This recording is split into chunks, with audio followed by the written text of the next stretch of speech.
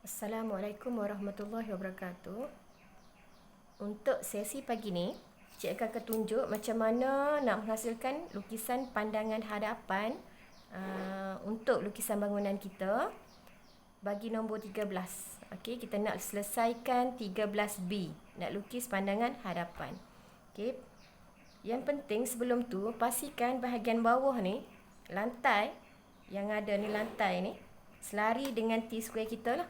Garisan bawah pelekat selari dengan T-square.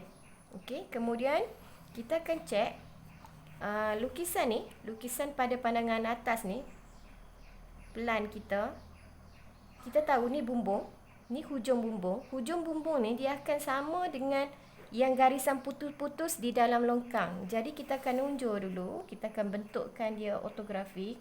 Unjur yang putus-putus dalam longkang ni. Okey, unjurkan putus-putus dalam longkang tu. Kemudian kita akan unjurkan bahagian tepi bumbung ni lah. Tepi bumbung sebelah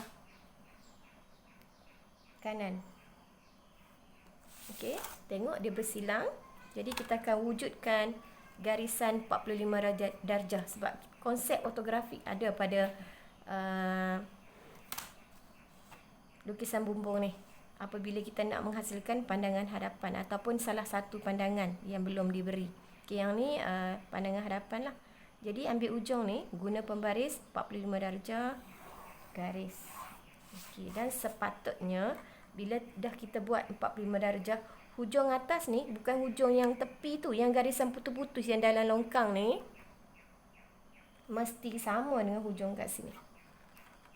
Okey, garisan putus-putus dalam longkang ni sepatutnya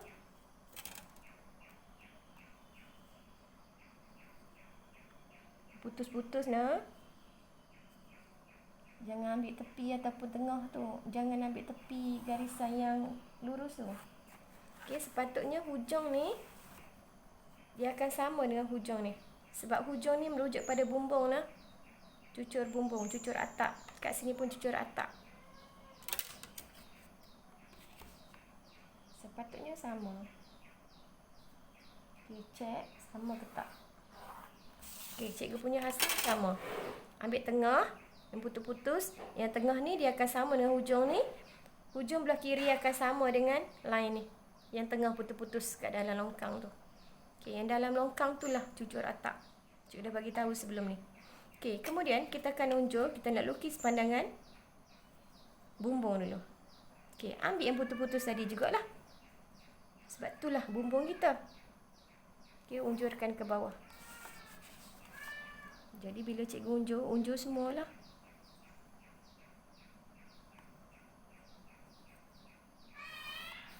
Ketepatan kena jaga.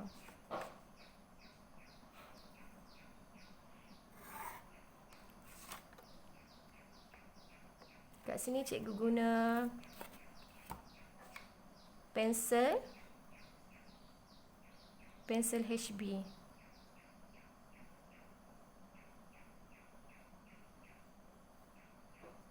Pensel biru lah. Siapa yang ada pensel biru ni okey lah. Okey. Jadi lantai kita dah tahu dah lantai dia tang mana. Okey, kita boleh ambil dah lantai dia sama dengan yang belah kiri. Ketebalan dia pun sama. Okey, unjur dulu. Unjur dulu, hitamkan kemudian.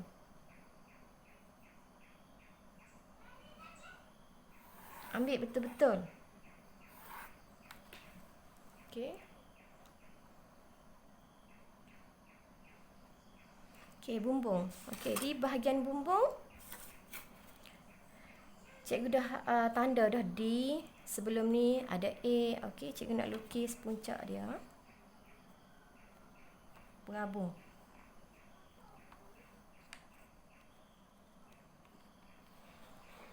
Okey, unjurkan ke bawah bahagian D.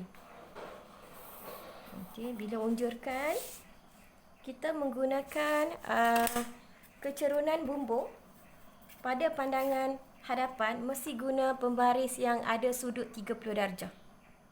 Okey, di kiri, kanan, dia mesti condong dia 30 darjah. Pandangan atas je yang kita guna untuk lukis plan bumbung saja kita menggunakan 45 darjah. Okey, kali ni kita akan ambil hujung lah. Okey, kita ambil yang ni dulu. Tepi bawah. Ada 2 line ni untuk bumbung. Ni bahagian papan tu lah, papan cantik yang kita nampak papan tu. Okey, unjuk dulu yang ni, ada 2 line. Cikgu tak hitamkan lagi sebab tak nak nanti pening, kita nak hitamkan kemudian.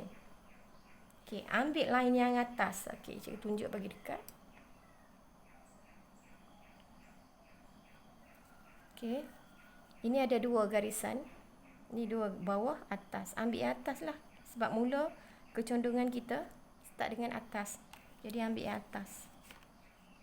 30 darjah. Kita akan mesh dengan D. Okey, dah dapat jawapan 1. Sepatutnya sama tinggi dengan belah sini. Samalah. Hasil dia samalah. Jadi hitamkan jawapan ni.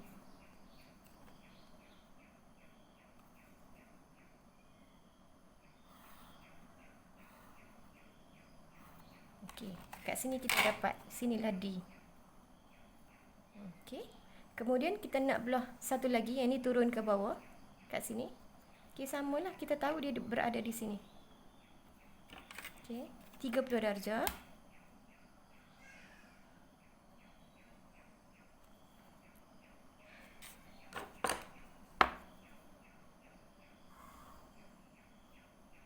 Okey, ambil betul-betul garisan yang atas nah, ada 2, ingat.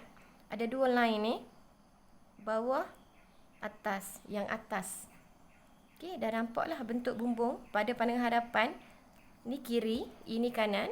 Yang kiri ni bentuk macam ni. Okey.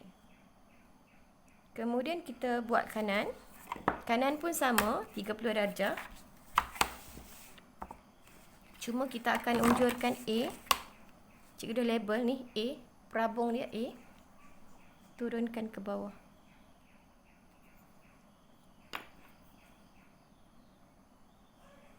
Ketepatan jaga.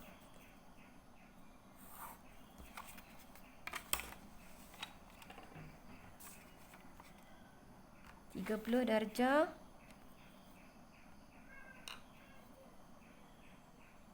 Sehingga bertemu, ambil ujung line atas.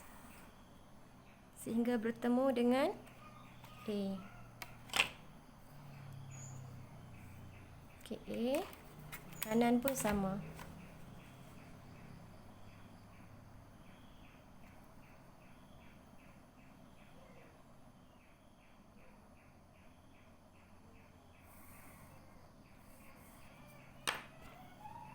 Hitamkan garis jawapan lah. Hitamkan jawapan, kita akan dapat macam tu.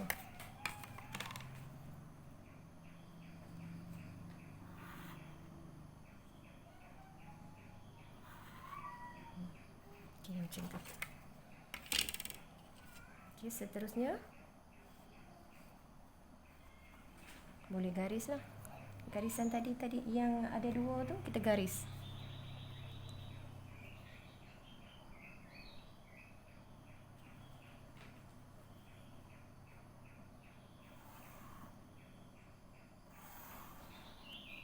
Dua ni garis.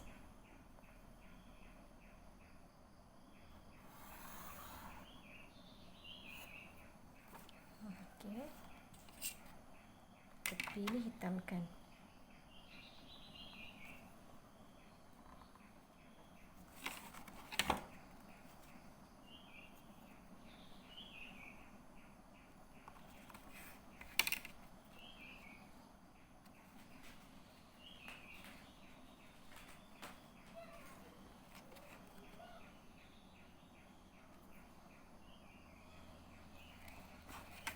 Yang ni kena tahu nah, 2 garisan di papan dia, papan cantik. Kalau kita tengok pada pandangan setiap rumah bumbung yang telah yang dah siap buat, tepi bumbung kat hujung tu akan ada papan. Okey, di papan. Kenapa ada line kat sini? Hujung papan ni lah. Ada garisan kat sini, kat sini. Okey, sekarang ni bumbung yang tinggi. Tinggi ni merujuk kepada bumbung yang ni. Kalau kita tengok pada pandangan ni, kita tahu ni kalau kita unjur naik ke atas, bahagian F dan C ni bahagian yang tinggi kat belakang. Ni bahagian yang tinggi, ni bumbung tinggi. Ni bumbung rendah, ni rendah. Rendah kita dapat dah kat depan. Sekarang ni kita nak unjur yang ni. Kalau kita tak pasti yang ni yang mana, kita boleh unjur lah naik ke atas. Tapi kali ni cikgu tak unjur lah sebab cikgu dah tahu dah ni adalah F dan E. F dan juga C. Okey, ni F dengan C. Okey, jadi kita cikgu unjur yang ni ke tepi. Cikgu unjur dulu line dia. Jadi cikgu akan turunkan F dan juga C.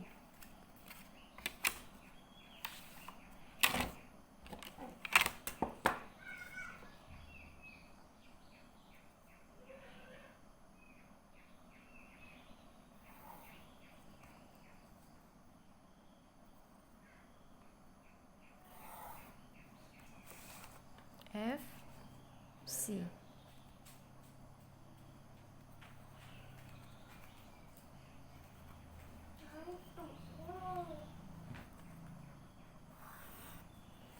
Okey, ada dua garisan kat sini cikgu dah unjuk. Dan ketinggian dia ikut yang ni. So, kita akan dapat kat sini F.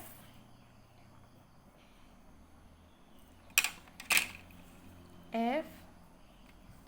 Kat sini C. Okey, jadi kita akan sambunglah kecondongan ni. Yang ada ni, yang dah ada ni, yang kita lukis tadi ni, naik sampai F. Okey, sama juga dengan sebelah kanan. Yang dah ada ni, kecondongan dia kita akan angkat sampai C yang kita dapat. Okey, jadi kita garislah. Garis F ke C. Sebab apa kena garis F ke C? Sebab kat sini ada garisan F ke C. So, kita garis sini F ke C. Okey, dapatlah. Inilah rupa bumbung kita. Okey, macam mana kita nak hasilkan body rumah pula? Dinding bangunan. Okey, dinding bangunan, kita tengok pada pandangan atas, ini dinding luar. Ni dinding dalam. Ini dinding luar. Okey, kita akan unjurkan bahagian luar.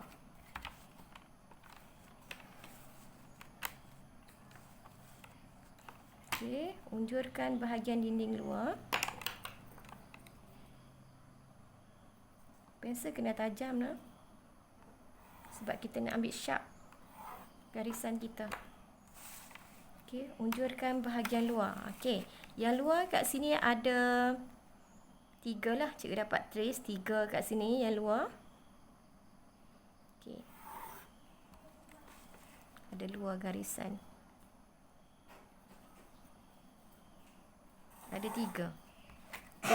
Luar tepi yang ni. Ada 1 kat tepi ni. Okey, tepi belah sini pun ada. Sebab dia berlekuk masuk. Ni body rumah kita macam ni. Dia bentuk masuk kat sini. Jadi ambil yang tepi ni 1. Hujung ni 1. Okey, ada 3. Jadi kita boleh hitamkan lah. Hitamkan sehingga menyentuh garisan yang 2 tadi.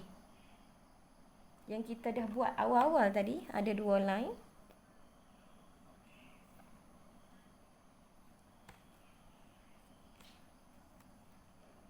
Ketepatan memang kena jaga. Okey, cikgu dah buat ni. Hitamkan. Okey, jangan sampai masuk dalam lantai. Ada 2 line ni. Jaga-jaga. Jangan masuk dalam 2 garisan kat bawah. Okey, hitamkan ni pula tadi. Satu lagi. Adik jangan kacau mama. Tengok babi. Ni yang ni tadi. Lukisan cikgu pun lari-lari.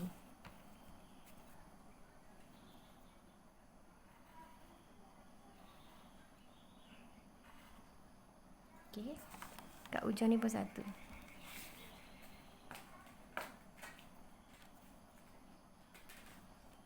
Lari tadi ha.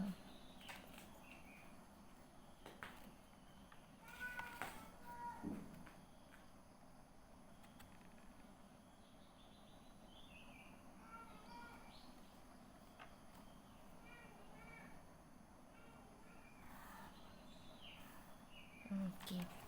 Nampaklah. Kemudian lantai tadi boleh hitamkan. Lantai kita ambil sampai hujung. Hujung, tepi hujung ni. Dengan hujung ni. Ambil paling hujung. Okey. Jadi kita akan hitamkan hasil kita yang tadi sampai hujung nah.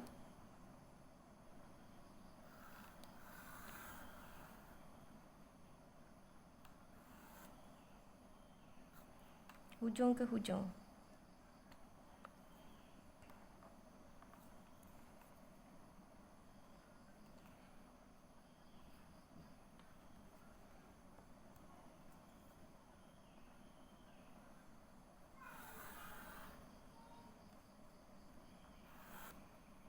Pensel kena tajam. Okey. Jadi kita hitamkan tepi. Tepi yang paling hujung. Sebab di lantai, bukan bumbung kali ni. Yang ni longkang kan. Lantai dan juga longkang. Ambil yang hujung sekali.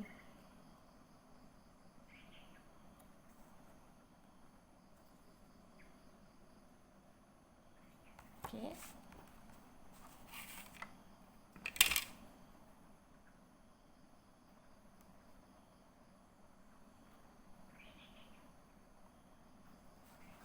Okey, sama juga dengan belah sini. Hitamkan tadi.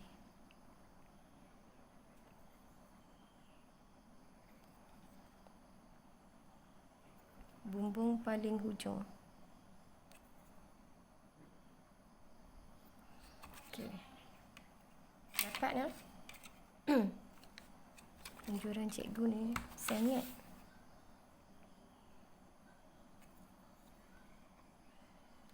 Sorry.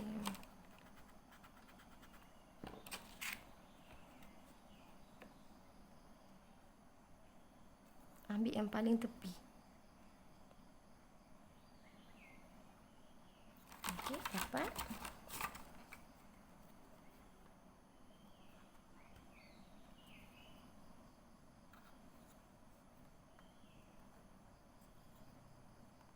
Okey. Jadi dapatlah kita punya hasil kita macam ni. Nanti kita akan tunjuk, cikgu akan tunjuk video seterusnya macam mana kita nak masukkan simbol-simbol. Okey, setakat ni macam ni lah rupa pandangan hadapan kita yang belum dimasukkan lagi pintu ataupun tingkap. Okey, ini bahagian bumbung, ada dua kat depan, kemudian yang ni bahagian belakang, belakang bumbung. Hitamkan ikut yang tengah nah.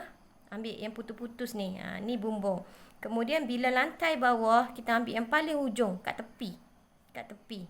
Kiri dengan kanan. Bukan ambil yang putus-putus tadi dah. Yang tepi sekali. Sebab dia bila lukis lantai, lantai dia dah termasuk dengan longkang. Longkang sekali. Jadi longkang ni lebih keluarlah sedikit berbanding dengan bumbung. Bumbung akan masuk ke dalam sikit. Kemudian ingat sekali lagi yang ni bahagian papan cantik. Papan kat depan tu mesti ada tanda kat sini. Cukup. Kat lantai longkang pun sama, mesti ada lah sebab dia berbentuk lengkuk masuk ke dalam macam ni. Jadi longkang kita akan ikut shape bumbung. Jadi kita akan unjurkan bahagian tepi luar pada pandangan atas ni. Unjurkan. So kita akan dapat garis kecil saja atas lantai kita. Sama juga yang atas yang ni, kita ambil bahagian tepi. Tekan garis kat dalam lantai kita sikit saja. Okey, akan nampak macam tu. Okey, nampak kan? Okey, done.